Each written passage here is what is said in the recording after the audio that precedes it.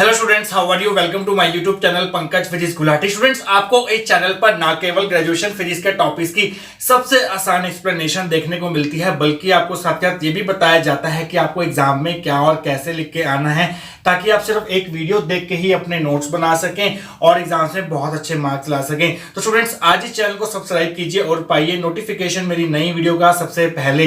इसी कैटेगरी में आगे बढ़ते हुए आज हम बात करेंगे BSc 6 Sam atomic and molecular spectroscopy unit 4 के एक और इंपॉर्टेंट टॉपिक के बारे में, जिसका नाम है Paschen back effect of a single valence electron, जो कि एग्जाम में मिनिमम 4 मार्क्स में एंड मैक्सिमम 6 मार्क्स की कैटेगरी में ही पूछा जाता है। मींस इसका जो मार्क्स डिस्ट्रीब्यूशन रहेगा, या तो ये 4 मार्क्स में आएगा, या 5 मार्क्स में, या 6 मार्क्स की कैटेगरी में ही पूछा जाएगा।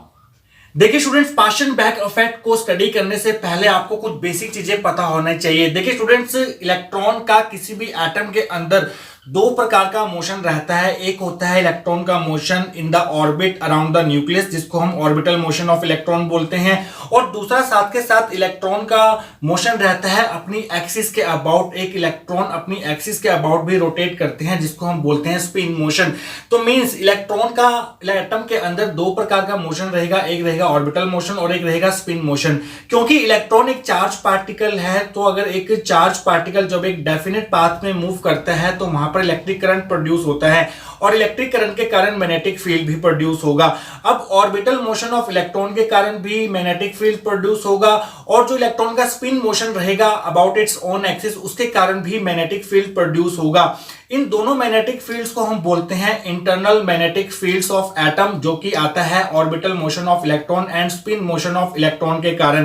देखिए स्टूडेंट्स, पास्चन बैक इफेक्ट से पहले हमने स्टडी किया था जीमन इफेक्ट, जो कि हमें यह कहता है कि अगर हम किसी लाइट सोर्स को एक्सटर्नल मैग्नेटिक फील्ड में रखते हैं तो उस लाइट सोर्स के एमिशन स्पेक्ट्रम की हर एक स्पेक्ट्रल लाइन जो है वो कंपोनेंट लाइंस में स्प्लिट हो जाती है। ये चीजें हम डिस्कस कर चुके हैं। देखिए स्टूडेंट, जीमन इफेक्ट के थ्योरेटिकल एक्सप्लेनेशन में हम ये मान के चल रहे थे कि जो हम बाहर से मैग्नेटिक फील्ड अप्लाई करेंगे वो internal magnetic field of atom से कम होगा, वीक होगा। Means external magnetic field is weaker then the internal magnetic fields due to orbital motion and spin motion of electrons. हम ये मान के चल रहे थे।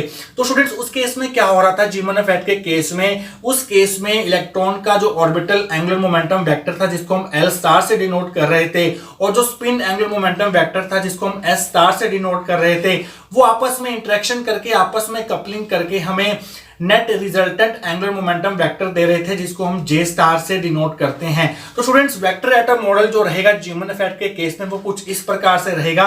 जैसे कि आप फिगर में देख सकते हैं, L star and S star आपस में कपलिंग करके हमें जे स्टार दे रहे हैं, जो कि रिजल्टेंट है L star and S star का, और L star and S star दोनों के दोनों जो होंगे वो रिजल्टेंट जे स्टार के अबाउट जो है वो प्रीसेस करेंगे। तो स्टूडेंट्स, ये तो बात हुई जीमन इफेक्ट की, जब एक्सटर्नल मैग्नेटिक फील्ड जो है वो इंटरनल मैग्नेटिक फील्ड से वीक था। तो स्टूडेंट्स, क्या होगा जब external magnetic field internal magnetic field से ज्यादा हो जाएगा? उस केस में L star and S star आपस में कपलिंग नहीं कर पाएंगे। उस केस में उनके बीच का जो इंटरेक्शन है वो खत्म हो जाएगा, टूट जाएगा, जिसके कारण रिजल्टेंट जे स्टार नहीं बनेगा। इस केस में जो L star and S star होंगे वो एक्सटर्नल मैग्नेटिक फील्ड के अबाउट जो है इंडिपेंडेंटली प्रीसेस करेंगे।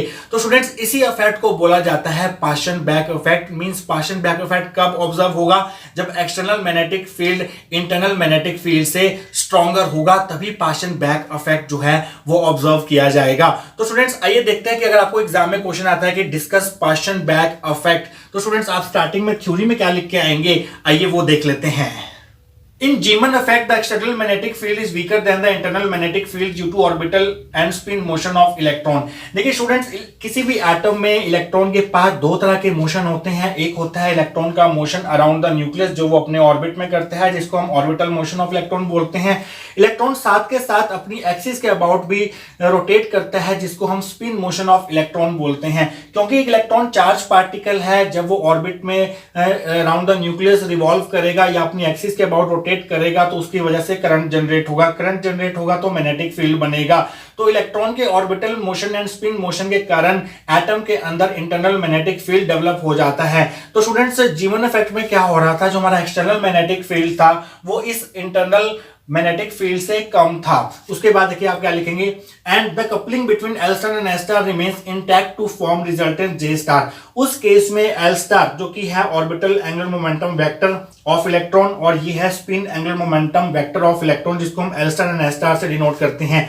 ये आपस में कपलिंग करते हैं, इनके बीच में कपलिंग बन जाती है, जिसके कारण एक रिजल्टेंट जे स्टार फॉर्म होता है और जे स्टार को हम बोलते हैं total angular momentum vector of the electron. तो स्टूडेंट्स, जो वेक्टर एटम मॉडल रहता है हमारा जीमन इफेक्ट के केस में, वो इस प्रकार से रहता है, जैसा कि आप फिगर में देख सकते हैं। L star and S star आपस में कपलिंग करके जे स्टार फॉर्म करेंगे और L star and S star जो है अपने रिजल्टेंट जे स्टार के अबाउट जो है वो प्रीसेस भी करेंगे। तो स्टूडेंट्स, ये तो था जीमन इफेक्ट। आइए देखते हैं पाशन-बैक इफेक्ट में क्या होगा। When the external magnetic field becomes greater than the internal magnetic field due to spin and orbital motion of electron, then coupling between L star and S star is broken down. But जब external magnetic field जो है वो internal magnetic field जो कि आता है किसी भी इलेक्ट्रॉन के अंदर due to its orbital motion and spin motion, जब external magnetic field internal magnetic field से ज्यादा हो जाएगा तो उस केस में L star and S star के बीच में जो कपलिंग थी, जो हमें जीमन इफेक्ट के केस में ऑब्जर्व हो रही थी, वो नहीं रहेगी। इस केस में वो खत्म हो जाएगी, वो टूट जाएगी। इस केस में क्या होगा, In this case, L star and S star precess about B vector independently। इस केस में L star and S star coupling करके J star नहीं बनाएंगे, बल्कि वो क्या करेंगे, इंडिपेंडेंटली जो है external magnetic field B vector के अबाउट जो है वो प्रीसेस करेंगे।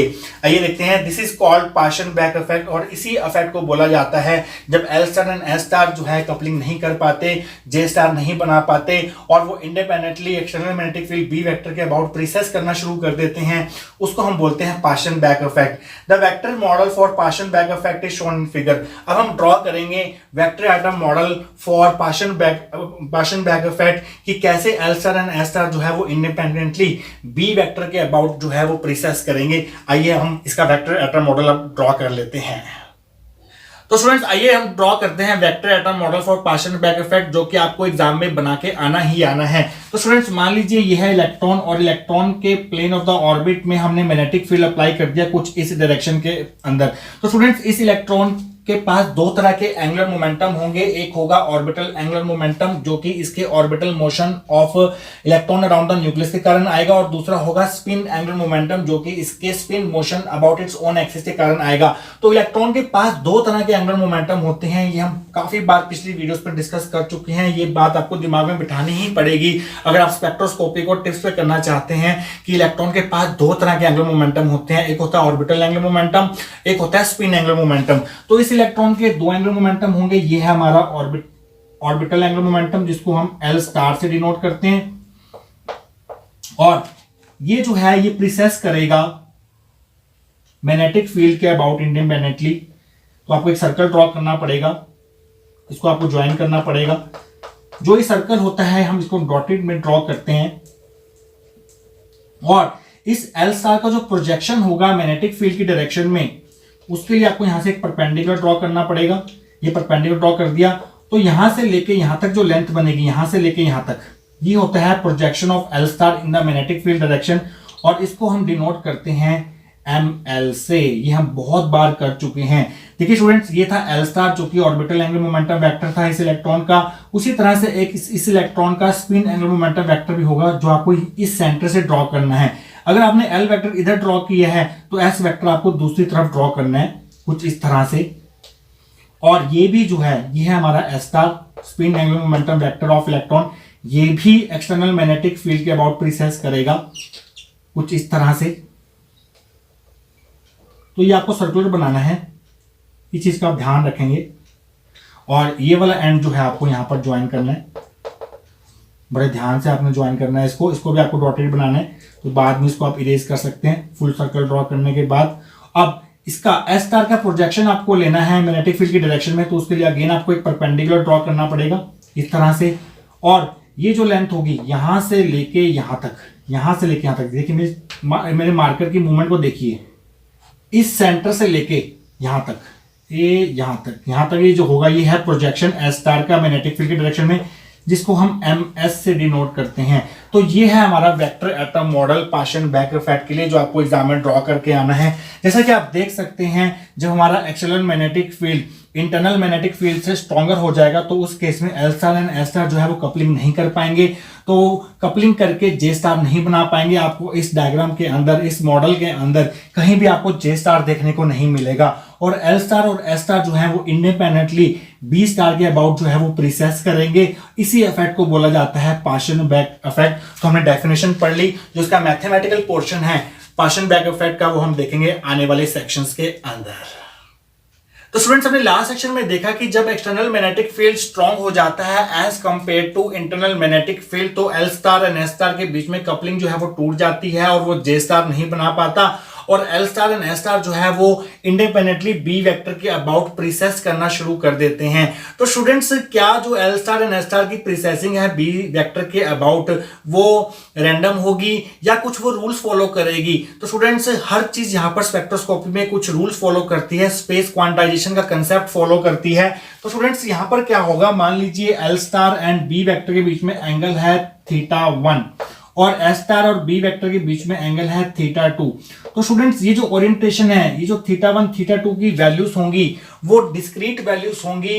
कोई भी उठा के कोई भी हम θ1 θ2 को ऐसी वैल्यूज नहीं दे सकते, कुछ यहाँ पर डिस्क्रीट वैल्यूज होंगी और वो वैल्यूज कुछ इस प्रकार से होंगी कि ml और ms की जो वैल्यूज हैं वो कुछ वेल डिफाइंड वैल्यूज होंगी, कुछ डिस्क्रीट वैल्यूज होंगी। मींस जो L star and S star की प्रोसेसिंग है वो कुछ रूल्स फॉलो करेगी। वो रूल्स क्या होंगे, आइए वो देखते हैं। Here L star and S star precess independently about B vector in such a way that, यहां पर पाशन बैक इफेक्ट में जो L star and S star की प्रीसेसिंग होगी B वेक्टर के अबाउट वो कुछ इस प्रकार से होगी। Number 1, projection of L star vector on B vector is an integer. Means जो L स्टार का प्रोजेक्शन होगा, ये वाला यहां से लेके यहां तक, यहां से लेके यहां तक जो लेंथ होगी जिसको हम ml से डिनोट करते हैं, वो इंटीजर की फॉर्म में होगी। तो स्टूडेंट्स, ml की वैल्यूज क्या क्या हो सकती हैं, हम पिछले बहुत सारे वीडियोस में डिस्कस करते आ रहे हैं। ये स्पेक्ट्रोस्कोपी के बेसिक्स हैं जो आपको जान लेने जरूरी हैं। तो स्टूडेंट्स, अगर L की हमारे पास L है तो स्टूडेंट्स ml की जो वैल्यूज हो सकती हैं वो हो सकती हैं +L से लेके -L तक। मींस अगर आप इसको काउंट करेंगे तो 2L+1 वैल्यूज बनेंगी। कैसे, मान लीजिए L की वैल्यू 2 है तो ml की वैल्यू कहां से कहां तक हो सकती है, +2 से -2 तक हो सकती हैं। +2 और -2 के बीच में जितने भी इंटीजर्स आएंगे वो सारी वैल्यू जो है वो ml ले सकते हैं। आइए काउंट करते हैं कितने इंटीजर्स होंगे। एक +2 होगा, एक 1 होगा, एक 0 होगा, एक -1 होगा, एक -2 होगा। मींस +2 से लेके -2 के बीच में हमारे पास कुछ कुल मिला के 5 वैल्यूज होंगी ml की। आइए देखते हैं ये 2L+1 कैसे बन रही है वैल्यूज। देखिए स्टूडेंट, यहाँ पर हमारा L कितना था, 2 था, तो यहाँ पुट कर दीजिए 2 × 2+1 कितना आ गया, 5 आ गया। मींस अगर L की वैल्यू 2 है तो ml की वैल्यू जो है वो 5 होंगी। मींस 2L+1 वैल्यूज होंगी ml की for a given value of L। तो स्टूडेंट्स, ये चीजें आपको पता होनी चाहिए। तो स्टूडेंट्स, आइए देखते हैं आगे क्या लिखेंगे।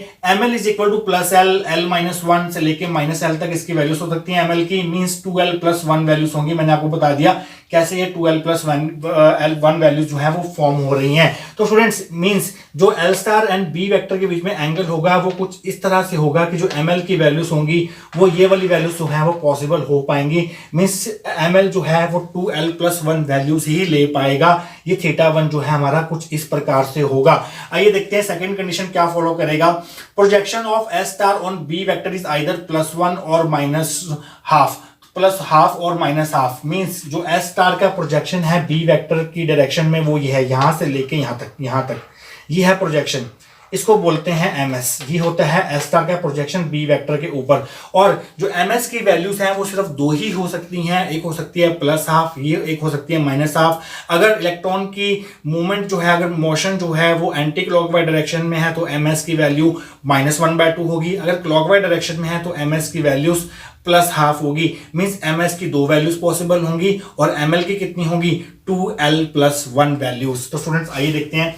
As ms has 2 values and ml can have 2L+1 values, so possible number of states of an atom are 2 × 2L+1। जैसा कि हमने अभी ऊपर देखा कि ms की सिर्फ 2 ही वैल्यूज पॉसिबल हैं, ml की कितनी वैल्यूज पॉसिबल हैं, 2L+1 वैल्यूज पॉसिबल हैं। तो अगर जब हम मैग्नेटिक फील्ड अप्लाई करते हैं तो एटम की जो स्टेट्स हैं वो फर्दर कितनी स्टेट्स में स्प्लिट हो जाती हैं। यहाँ पर जो मल्टीप्लिसिटी बनेगी एटम की वो कितनी बनेगी, वो बनेगी 2 × 2L+1। जबकि जीमन इफेक्ट के केस में अगर आपको याद हो तो उस केस में 2J+1 मल्टीप्लिसिटी बन रही थी। अगर आपने splitting of D1 D2 lines in weak magnetic field वाला टॉपिक स्टडी किया है तो वहां पर हमने देखा था कि जब हम किसी भी सोडियम एटम को वीक मैग्नेटिक फील्ड में रखते हैं तो हर एक एटम जो है वो 2J+1 सब लेवल्स में स्टेट्स जो है उसकी सब स्प्लिट हो जाती हैं। वहां पर जो मल्टीप्लिसिटी फैक्टर था वो 2J+1 था, जबकि इस केस में पाशन बैक इफेक्ट के केस में यहाँ पर 2 × 2L+1 होगा। ये चीज का आप ध्यान रखेंगे। देखिए स्टूडेंट्स, अब हम बात करते हैं कि टोटल एनर्जी जो है एटम की मैग्नेटिक फील्ड की प्रेजेंस में कितनी रहेगी।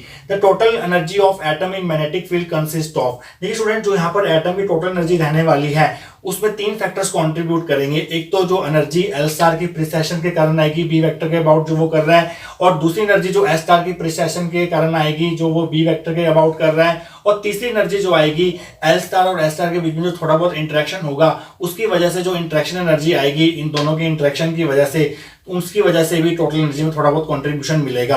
आइए देखते हैं क्या लिखेंगे आप। The total energy of atom in magnetic field consist of, जो टोटल एनर्जी होगी किसी भी एटम की मैग्नेटिक फील्ड में वो 3 पार्ट से मिला के बनेगी। एक होगी energy due to precession of L star about B vector, पहली जो एनर्जी होगी वो L स्टार की प्रिसेशन के कारण आएगी जो बी वेक्टर के अबाउट करेगा। दूसरी जो एनर्जी होगी वो होगी energy due to precession of S star about B vector, दूसरी एनर्जी जो आएगी S स्टार की प्रिसेशन के कारण आएगी जो वो बी वेक्टर के अबाउट करेगा। तीसरी एनर्जी जो होगी वो होगी energy due to interaction between L star and S star, तीसरा जो कंट्रीब्यूशन रहेगा वो इन दोनों की इंटरेक्शन एनर्जी का रहेगा। तो इन तीनों एनर्जीज को मिला के बनेगी total energy of the atom. अब हमने इन तीनों एनर्जीज की वैल्यूज कैलकुलेट करनी है और हमें फाइंड करनी है टोटल एनर्जी ऑफ एटम, और ये सब कुछ देखेंगे हम आने वाले सेक्शंस के अंदर। तो स्टूडेंट्स लास्ट सेक्शन में हमने vector model for Paschen back effect देखा था और हमने वहां पर देखा था कि कैसे L star and S star vector जो हैं वो external magnetic field B vector के अबाउट इंडिपेंडेंटली प्रिसेस करेंगे। अब L स्टार जो है वो किस एंगुलर वेलोसिटी से प्रिसेस करेगा about B vector, and S star जो है वो किस एंगुलर वेलोसिटी से प्रिसेस करेगा अबाउट बी वेक्टर। आइए वो देखते हैं। तो आप आगे क्या लिख आएंगे इस टॉपिक में, according to Larmor's theorem the angular velocity of precession of L star about B vector is given by. देखिए स्टूडेंट्स, लार्मर थ्योरम के ऊपर हम वीडियो बना चुके हैं। लार्मर थ्योरम हमें ये कहती है कि जो एंगुलर वेलोसिटी होगी L स्टार के प्रिसेस करने के अबाउट बी वेक्टर, उसका एक फॉर्मूला होता है, वो फॉर्मूला हम इस वीडियो में ड्राइव कर चुके हैं। इस वीडियो का लिंक मैं आपको नीचे डिस्क्रिप्शन बॉक्स में दे दूंगा, आप वहां जाके देख सकते हैं कि वो फॉर्मूला जो अब हम लिखने जा रहे हैं वो कैसे हमने वहां पर ड्राइव किया था, उसका रिजल्ट जो है आपको यहाँ पर डायरेक्ट याद रखना है। तो स्टूडेंट्स वैसे भी लार्मर थ्योरम का जो रिजल्ट है काफी जगह यूज हो रहा है। ये फॉर्मूला जो हम लिखने जा रहे हैं ये फॉर्मूला जो है आपके टिप्स पे होना चाहिए। वो फॉर्मूला होता है हमारे पास omega L vector is equal to E/2m B vector, ये फर्स्ट इक्वेशन है। ओमेगा L वेक्टर है यहाँ पर angular velocity of precession of L star vector about B vector, means ये वो एंगुलर वेलोसिटी है जिस एंगुलर वेलोसिटी से L स्टार जो है बी वेक्टर के अबाउट प्रिसेस करेगा, और उसकी वैल्यू होती है E/2m into B vector. E यहाँ पर इलेक्ट्रॉनिक चार्ज है, m यहाँ पर मास ऑफ इलेक्ट्रॉन है। इसी प्रकार से S स्टार के जो प्रिसेशन की एंगुलर वेलोसिटी होगी बी वेक्टर के अबाउट वो कितनी होगी, and angular velocity of precession of S star about B vector is given by. देखिए स्टूडेंट जो S स्टार होता है वो बी वेक्टर के अबाउट दुगनी एंगुलर वेलोसिटी से प्रिसेस करता है जितनी एंगुलर वेलोसिटी से L स्टार प्रिसेस कर रहा था। अगर ओमेगा L की value E/2m into B vector थी तो ओमेगा S वेक्टर की वैल्यू जो होगी वो ट्वाइस होगी इस वैल्यू का, twice of E/2m B vector. देखिए स्टूडेंट्स ओमेगा S वेक्टर है angular velocity of precession of S star about B vector, means ये वो एंगुलर वेलोसिटी है जिस एंगुलर वेलोसिटी से S स्टार प्रिसेस कर रहा है बी वेक्टर के अबाउट, और वो इस वैल्यू से डबल होगी। ये चीज आपने ध्यान रखनी है। अगर यहाँ पे आपने E/2m बी वेक्टर लिखा है तो यहाँ पे आपको 2 into E/2m into B vector लिखना पड़ेगा। ये हमारी सेकंड इक्वेशन होगी। तो स्टूडेंट्स पिछले सेक्शन में लास्ट में हमने डिस्कस किया था कि जो टोटल एनर्जी होगी एटम की मैग्नेटिक फील्ड के अंदर वो 3 एनर्जीज का सम होगी। पहली एनर्जी कौन सी होगी जो आएगी L स्टार की प्रिसेशन के कारण अबाउट बी वेक्टर, दूसरी एनर्जी कौन सी होगी जो S स्टार के प्रिसेशन के कारण आएगी अबाउट बी वेक्टर, और तीसरी एनर्जी कौन सी होगी जो कि L star and S star की इंटरेक्शन की वजह से आएगी। अब उन तीनों एनर्जीज की वैल्यू जो है हमें 1 बाय 1 निकालनी है। तो पहले हम एनर्जी कौन सी निकाल रहे हैं ये देखते हैं। The energy delta ELB of the electron due to precession of L star around B vector is given by. पहली जो एनर्जी होगी जिसको हम डेल्टा ELB से डिनोट करेंगे, डेल्टा ELB कौन सी एनर्जी है जो कि L स्टार की प्रिसेशन के कारण आ रही है बी वेक्टर के अबाउट जो प्रिसेशन कर रहा है। देखिए स्टूडेंट जो इलेक्ट्रॉन का ऑर्बिट होता है उसमें इलेक्ट्रॉन जो है एक डेफिनेट पाथ में मूव करता है, तो वहां पर करंट प्रोड्यूस होता है। करंट प्रोड्यूस होगा तो मैग्नेटिक फील्ड प्रोड्यूस होगा। वो डिपेंड करेगा करंट एंटी क्लॉकवाइज है या क्लॉकवाइज है। मान लीजिए अगर स्टूडेंट्स करंट क्लॉकवाइज है तो ऑर्बिट का अपर फेज जो है वो साउथ पोल की तरह बिहेव करेगा, नीचे वाला नॉर्थ पोल की तरह बिहेव करेगा। अगर करंट की डायरेक्शन एंटी क्लॉकवाइज है तो हमारा अपर फेज जो है वो नॉर्थ पोल की तरह बिहेव करेगा, नीचे वाला साउथ पोल की तरह बिहेव करेगा। मींस एटम जो है वो मैग्नेटिक डायपोल की तरह बिहेव करेगा। तो अगर हम मैग्नेटिक डायपोल को एक्सटर्नल मैग्नेटिक फील्ड में रखते हैं, जैसे कि हमने यहाँ पर इलेक्ट्रॉन ऑर्बिट को बी वेक्टर में रखा है, एक्सटर्नल मैग्नेटिक फील्ड में रखा है, मींस हमने एक मैग्नेटिक डायपोल को बी वेक्टर में रखा है। तो जब किसी हम मैग्नेटिक डायपोल को एक्सटर्नल मैग्नेटिक फील्ड में रखते हैं तो वो कुछ एनर्जी, पोटेंशियल एनर्जी एक्वायर कर लेता है, और उस पोटेंशियल एनर्जी की वैल्यू कितनी होती है ये आपको याद रखनी है। ये हमने जब हमने जीमन इफेक्ट की थ्योरेटिकल एक्सप्लेनेशन पढ़ी थी, चाहे हमने क्वांटम थ्योरी पढ़ी हो नॉर्मल जीमन इफेक्ट की, चाहे हमने एनोमलस जीमन इफेक्ट की क्वांटम थ्योरी पढ़ी हो, वहां पर भी हमने ये रिजल्ट जो है यूज किया था। यहाँ भी हम वही रिजल्ट यूज करने जा रहे हैं, क्योंकि यहाँ पे अगेन हम इलेक्ट्रॉन ऑर्बिट के प्लेन पर हम मैग्नेटिक फील्ड अप्लाई कर रहे हैं। मींस एक मैग्नेटिक डायपोल को हम रख रहे हैं मैग्नेटिक फील्ड में, तो उस केस में जो एनर्जी आती है, पोटेंशियल एनर्जी स्टोर होती है मैग्नेटिक डायपोल में, उसकी वैल्यू आपको याद रखनी पड़ेगी। उतनी ही एनर्जी आएगी किसी भी इलेक्ट्रॉन के अंदर due to precession of L star around B vector, और वो एनर्जी होगी mu B into B into M L. Mu B यहाँ पर बोहर मैग्नेट्रॉन है, और बोहर मैग्नेट्रॉन का फॉर्मूला आपके टिप्स पे होना चाहिए, क्योंकि ये बार बार चीजें यूज होने वाली चीजें हैं। और बोहर मैग्नेट्रॉन का फॉर्मूला होता है EH/4πm। ये कांस्टेंट क्वांटिटी है, H यहाँ पर प्लैंक्स कांस्टेंट है, इसको हम बोहर मैग्नेट्रॉन बोलते हैं। ml क्या है? ml प्रोजेक्शन है किसका? एल स्टार का बी वेक्टर के ऊपर, और b जो है हमारा अप्लाइड मैग्नेटिक फील्ड है। यहाँ पर म्यू बी की वैल्यू पुट कर देते हैं EH/4πm, ये हमारी थर्ड इक्वेशन होगी। जैसे हमने डेल्टा ELB की वैल्यू लिखी जो कि एनर्जी थी due to precession of L star around B vector, उसी तरह से हम ऐसे ही हम एनर्जी लिखेंगे किसकी, जो कि आएगी इलेक्ट्रॉन के अंदर due to precession of S star around B vector. आइए देखते हैं वो एनर्जी कितनी होगी। The energy delta ESB of the electron due to precession of S star around B vector is given by, जो एनर्जी एस स्टार की precession के कारण आएगी, जो वो बी वेक्टर के अराउंड करेगा, उसको हम डेल्टा ESB से डिनोट करेंगे। डेल्टा ESB जो होगी इस एनर्जी का डबल होगी। ये चीज आप ध्यान रखेंगे। अगर ये mu B into B into M L था तो ये ट्वाइस होगा इसका, बट यहाँ पर ml है, यहाँ पर ms आएगा। ms यहाँ पर प्रोजेक्शन है किसका? एस स्टार का बी वेक्टर के ऊपर, तो ये ट्वाइस होगा इसका। बट आपको थोड़ा चेंजेस करना पड़ेगा, ml की जगह आपको ms लिखना पड़ेगा, बाकी चीजें सेम रहेंगी। Twice of mu B into B ms, यहाँ पर म्यू बी की वैल्यू अगेन पुट कर दीजिए EH/4πm, तो ये फोर्थ इक्वेशन आ गई। तो दो एनर्जी निकाल चुके हैं हम। पहली एल स्टार की प्रिसेशन के कारण आ रही है जो अबाउट बी वेक्टर, और दूसरी जो एस स्टार की प्रिसेशन के कारण आ रही है अबाउट बी वेक्टर, उनको हमने थर्ड फोर्थ इक्वेशन दे दिया। इसके बाद की जो डेरिवेशन है वो देखेंगे हम आने वाले सेक्शंस के अंदर। तो स्टूडेंट लास्ट सेक्शन में हम डेल्टा ELB की वैल्यू निकाल चुके थे, जो कि एनर्जी थी due to precession of L star about B vector. इसको हमने थर्ड इक्वेशन दिया था और इसकी वैल्यू थी EH/4πm b इंटू ml। और इसी प्रकार से हम डेल्टा ESB की वैल्यू निकाल चुके थे, जो कि थी energy due to precession of S star about B vector, तो उसकी वैल्यू उसकी डबल थी। तो ये हमने लिखा था 2 इंटू EH/4πm इंटू बी, यहाँ पर ml था, यहाँ पर ms आएगा, क्योंकि यहाँ पर एस स्टार की प्रिसेशन की बात हो रही है। ये हमारी फोर्थ इक्वेशन थी। आइए इन दोनों का सम कर लेते हैं पहले। Now sum of this two energies is given by, इन दोनों के सम को हम डिनोट करेंगे डेल्टा EB से, जो कि इक्वल टू होगा delta ELB plus delta ESB। यहाँ पर डेल्टा ELB की वैल्यू पुट करो, ये वाली EH/4πm b into ml, plus यहाँ पर डेल्टा ESB की वैल्यू पुट करो, जो कि है 2 into EH/4πm b into ms।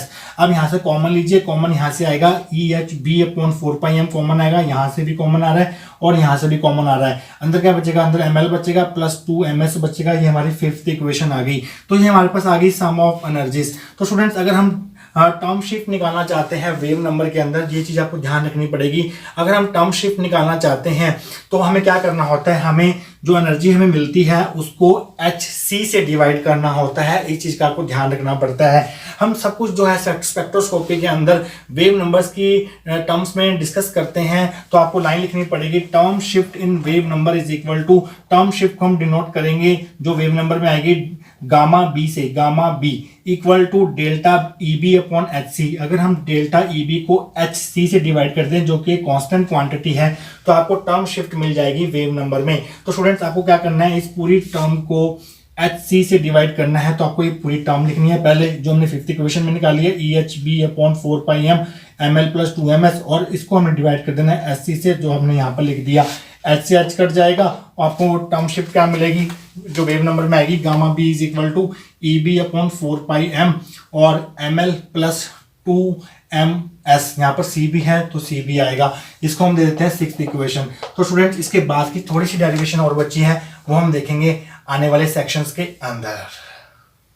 तो स्टूडेंट्स लास्ट सेक्शन में हम यहाँ तक कर चुके थे, gamma B is equal to E B upon 4πmc ml plus 2ms, ये थी हमारी सिक्स्थ इक्वेशन। गामा बी यहाँ पर term shift in wave number है due to precession of L star and S star about B vector, तो वो हम निकाल चुके थे। तो स्टूडेंट जो तीसरा कंपोनेंट होगा एनर्जी का वो होगा interaction energy due to interaction between L star and S star. देखिए student L star and S star के बीच में इंटरेक्शन के कारण जो एनर्जी आती है उसको हम बोलते हैं स्पिन ऑर्बिट इंटरेक्शन एनर्जी, और इस एनर्जी का डेरिवेशन हम सेकंड यूनिट में करते हैं, और वहां का जो रिजल्ट है आपको यहाँ पर डायरेक्ट यहाँ पर याद रखना पड़ेगा कि जो L star and S star के बीच में इंटरेक्शन के कारण जो एनर्जी आती है जिसको हम स्पिन ऑर्बिट इंटरेक्शन एनर्जी बोलते हैं, उसका एक्सप्रेशन क्या होता है वो आपको यहाँ पर याद रखना पड़ेगा। वो एक्सप्रेशन हम यूज करने जा रहे हैं अब। Spin orbit interaction energy gamma for single valence electron due to interaction between L star and S star is given by, single valence electron में जब L star और S star के बीच में इंटरेक्शन होता है तो उस केस में जो स्पिन ऑर्बिट इंटरेक्शन एनर्जी आती है उसका जो एक्सप्रेशन होता है जिसको हम गामा से डिनोट करते हैं वो होता है A dash L star S star mean value of cos L star S star. Mean value के लिए हम ऊपर बार का साइन लगा देंगे। यहाँ पर ए डैश जो है वो कांस्टेंट होता है, अगर आपको कांस्टेंट की वैल्यू यहाँ पे लिखनी है तो लिखो, अगर नहीं लिखोगे तब भी आपके कोई मार्क्स नहीं कटेंगे। सिर्फ आपको ये मेंशन कर देना है where A dash is a constant. अगर आपको इतना बड़ा फॉर्मूला ए डैश का अगर आपको याद नहीं होता तो कोई प्रॉब्लम नहीं, अगर याद होता है तो वेल एंड गुड। तो ए डैश का जो फॉर्मूला होता है वो होता है आर अल्फा स्क्वायर जेड की power 4 N cube L L plus 1/2 L plus 1। R यहाँ पर रेडबर्ग कांस्टेंट है, अल्फा यहाँ पर फाइन स्ट्रक्चर कांस्टेंट है, जेड यहाँ पर एटॉमिक नंबर है, एन यहाँ पर प्रिंसिपल क्वांटम नंबर है, एल यहाँ पर ऑर्बिटल क्वांटम नंबर है। तो students mean value of cos L star S star को हम कैसे लिख सकते हैं, means cos L star S star bar को हम कैसे खोल के लिख सकते हैं, क्योंकि L star and S star यहाँ पर बी वेक्टर के अबाउट प्रिसेस कर रहे हैं तो हमें यहाँ पर वो एंगल्स लेने पड़ेंगे, उन एंगल्स के कोसाइन लेने पड़ेंगे जो L star and S star B vector के साथ बना रहे हैं। तो आपको लिखना पड़ेगा cos of cosine of angle between L star and B and cosine of angle between S star and B. जैसा कि हमने फिगर में बनाया था वेक्टर मॉडल, जब हमने फर्स्ट सेक्शन में हमने बनाया था तो वहां पे हमने देखा था कि जो एल स्टार और बी के बीच में जो एंगल लिया था हमने वो θ1 लिया था, और एस स्टार एंड बी के बीच में जो एंगल हमने ड्रॉ किया था वो θ2 ड्रॉ किया था। अब तो स्टूडेंट्स एल स्टार की पेयरिंग जो है वो इनके साथ करेंगे, एल स्टार वाले के साथ। तो हम लिखेंगे gamma is equal to A prime या फिर A dash bracket start L star cos L star B bracket close bracket start S star cos S star B. तो हमने एस स्टार वाले इकट्ठे लिख दिए और एल स्टार वाले इकट्ठे लिख दिए। तो एल स्टार बी के बीच में एंगल कितना था θ1, तो हमने यहाँ θ1 लिख दिया। एस स्टार बी के बीच में कितना एंगल था θ2 जब हमने वेक्टर मॉडल ड्रॉ किया था पार्शियल बैक इफेक्ट के लिए। देखिए students L star cos theta क्या होता है, एल स्टार कॉस थीटा हमें देता है projection of L star in the magnetic field direction, और जो प्रोजेक्शन था एल स्टार का मैग्नेटिक फील्ड के डायरेक्शन में उसको हमने डिनोट किया था एम एल से। तो means L star cos theta हमें क्या देता है, एम एल की वैल्यू देता है। ये चीजें आपको ध्यान रखनी है, ये चीजें बार बार टॉपिक्स में यूज हो रही हैं, पिछले वीडियोस में भी यूज हुई थी। एल स्टार कॉस थीटा क्या होता है, एम एल होता है। एस स्टार कॉस थीटा क्या होता है, एम एस होता है। जे स्टार कॉस थीटा क्या होता है, एम जे होता है। ये चीजें बार बार यूज हो रही हैं, आपको ध्यान रखनी है। तो L star cos theta represent कर रहा है projection of L star in the magnetic field direction, जिसको हम एम एल से डिनोट करते हैं। और S star cos theta, theta मतलब θ2 जो कि एस स्टार और बी के बीच में एंगल था। S star cos theta denote करेगा एम एस को, जो कि है projection of S star in the magnetic field direction. तो आप यहाँ मेंशन करेंगे, यहाँ पर एम एल जो है वो एल स्टार कॉस θ1 है, एम एस यहाँ पर एस स्टार कॉस θ1 है। ये हमारा गामा की वैल्यू आ गई, जो कि हमारे पास है spin orbit interaction energy due to interaction between L star and S star, वो हमने निकाल ली है A prime M L M S. ये हमारी 7th इक्वेशन है। तो एक term shift L star and S star की प्रिसेशन के कारण आ रही थी, जिसको हमने गामा बी से डिनोट किया है। एक टर्म शिफ्ट आ रही है हमारे पास जिसको हमने गामा से डिनोट किया है, वो आ रही है L star and S star के बीच में इंटरेक्शन के कारण। ये हमारी 7th इक्वेशन है। तो टोटल टर्म शिफ्ट हमारी कैसे निकलेगी, जब हम इस टर्म शिफ्ट को इस टर्म शिफ्ट में ऐड कर देंगे। तो आइए लास्ट लाइन लिखते हैं इस टॉपिक की। Total term shift is given by gamma total will be equal to gamma B plus gamma. Gamma B जो थी टर्म शिफ्ट थी due to precession of L star and S star about B vector. Gamma क्या है, ये है term shift due to interaction between L star and S star. तो इस पहले आप ये वाली वैल्यू लिखो, E B 4πmc ml plus 2ms plus gamma की वैल्यू मीन्स ये वाली वैल्यू लिख दो A-ML-MS। आपको एग्जाम में यहाँ तक करके आना स्टूडेंट्स। आपको एक डायग्राम बनाना था, पाशन बैक इफेक्ट एक्सप्लेन करना था और टोटल टर्म शिफ्ट की जो है वैल्यू आपको यहाँ पर निकालनी थी। तो पाशन बैक इफेक्ट आपकी बुक में सिर्फ इतना ही है, आपके सिलेबस में यहीं तक है। इसके आगे पाशन बैक इफेक्ट का कोई टॉपिक नहीं है। अगर पाशन बैक इफेक्ट के ऊपर कोई भी क्वेश्चन आता है आपको, तो आज मैंने आपको जितना बताया आप वो सब लिखाइए। तो जितने मार्क्स का भी है, चाहे 4 नंबर का है, चाहे 5 का है, चाहे 6 का है, आपको यहाँ तक ही करके आना है। तो स्टूडेंट्स आई होप आपको आज का टॉपिक और आज की डेरिवेशन जो है वो समझ आई होगी। मिलेंगे किसी और इम्पोर्टेंट वीडियो के साथ। Till then thank you so much.